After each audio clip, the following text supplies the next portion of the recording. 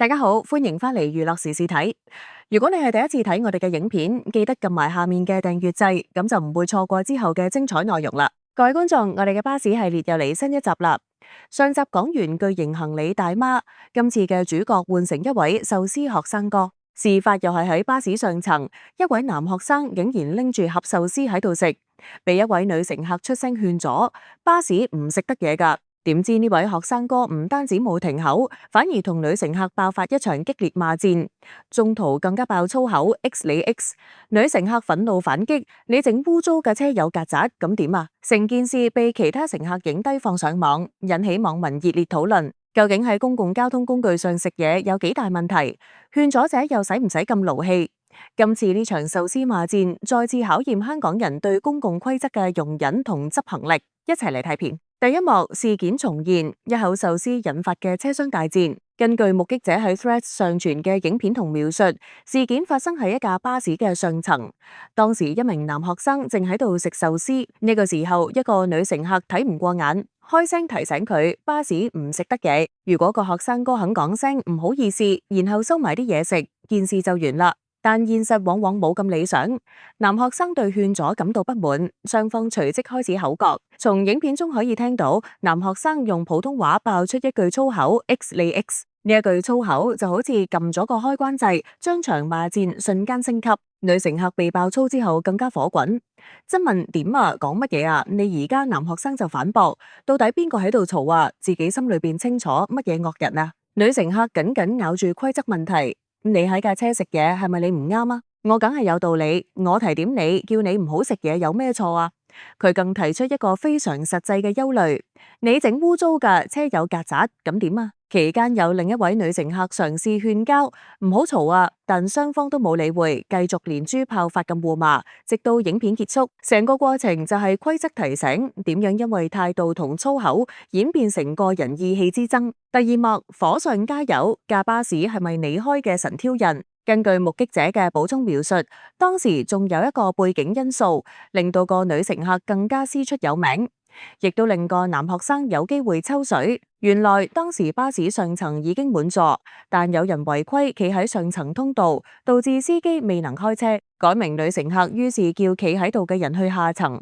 呢個時候食緊壽司嘅男學生就趁機插嘴，拋出一句充滿挑釁嘅質問：架巴士係咪你開？呢句說話好有意思，表面上佢係質疑女乘客多事，唔係車長冇權指揮，但深層次佢其實係在挑戰一種公民自發維護公共秩序嘅行為。喺男學生同埋一部分人嘅邏輯裏邊，只有權威人物如司機、警察先有資格執法，普通乘客冇權出聲。但喺女乘客同好多市民嘅邏輯裏邊，維護公共環境係人人有責，見到不對嘅事出聲提醒係一種公民責任。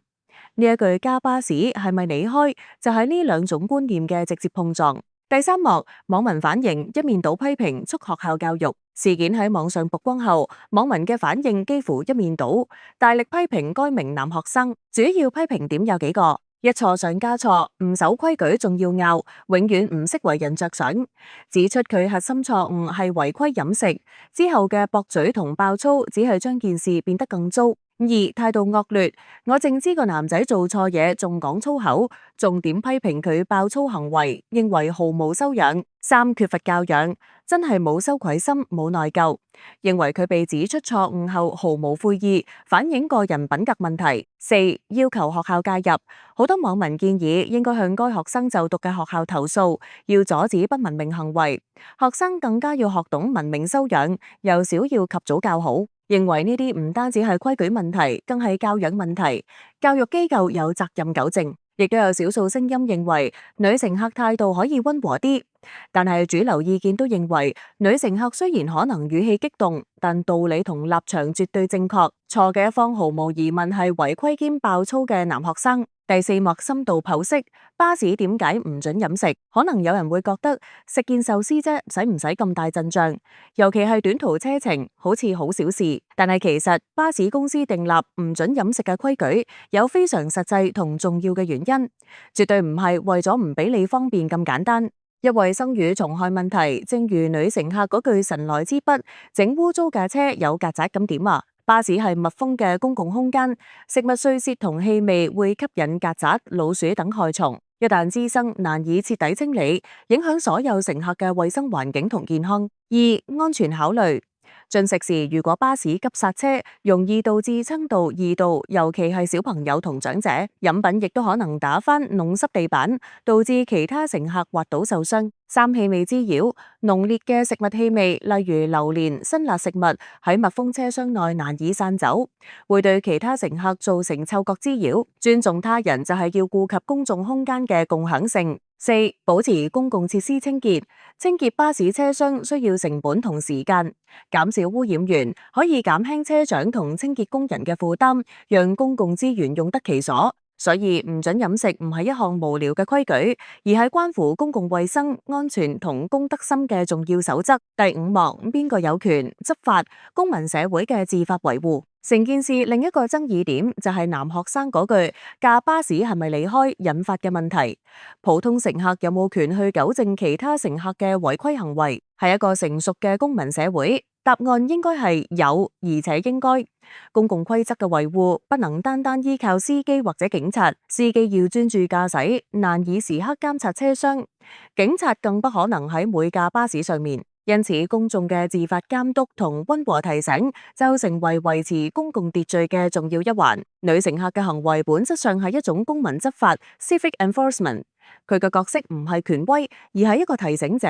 理想情況下，提醒應該禮貌溫和，但係現實中，當違規者態度惡劣，如立即爆粗，提醒者好難保持溫和。呢個時候，公眾嘅支持就好重要。網民一面倒支持女乘客，正正係對呢一種公民責任嘅肯定。如果每次有人出聲提醒違規行為都被反諷，關你乜嘢事？久而久之就冇人再敢出聲，公共規則就會形同虛設，最終損害所有人嘅利益。第六幕同系列前作行李大媽嘅對照。將今次壽司學生事件同我哋第一集講嘅九巴行李大媽事件擺埋一齊睇，會發現一個有趣嘅對照，亦係一個悲哀嘅發展。行李大媽事件，大媽違反明確具體嘅行李尺寸規則，職員權威介入阻止，全車乘客團結一致聲援職員，形成強大嘅公眾壓力，最終大媽落車，規則執行成功，公眾力量正向。壽司學生事件，學生違反明確嘅禁止飲食規則，冇權威即時介入，由個別乘客、女乘客自發提醒，違規者非但唔認錯，更爆粗反擊。雖然有其他乘客勸交同網上聲援，但喺事件現場，女乘客係單打獨鬥，規則被挑戰，公民維護者遭受反擊。兩個案例同樣係挑戰巴士規則，但係結果同氛圍截然不同。一個顯示咗集體維護規則嘅力量，另一個則顯示咗單一個體對抗違規者時可能面臨嘅壓力同羞辱。呢個說明咗點解我哋需要鼓勵同肯定嗰啲敢於出聲提醒嘅人，因為佢哋喺度做嘅係一件對成個社會都有益，但佢可能俾自己惹麻煩嘅事。第七幕，一場關於公德與青春嘅反思。事件中嘅男學生好可能係中學生或者大專生，正處於青春期，自尊心強，容易衝動，當眾被指責可能會覺得丟臉，從而用反擊同粗口嚟掩飾尷尬同維護自己。呢個係心理因素，但絕唔係犯錯嘅藉口。正因為係學生，更應該學習承擔錯誤，尊重規則同他人。呢件事亦都反映咗公德心教育嘅重要性。公德心唔係天生㗎，而係需要家庭、學校同社會共同培養。學校除咗教書，更要教導學生如何成為一個有責任感、尊重公共空間嘅社會成員。今次網民強烈要求向學校投訴，正係希望教育機構能負起呢一個責任。總結，守護我哋嘅公共空間，由敢於開口開始。總結呢一場巴士壽司罵戰。我哋學到一規則背後有原因，巴士唔准食嘢，為嘅係大家嘅衛生、安全同舒適。二，犯錯就要認，被指出錯誤時，最差嘅反應係駁嘴同攻擊他人。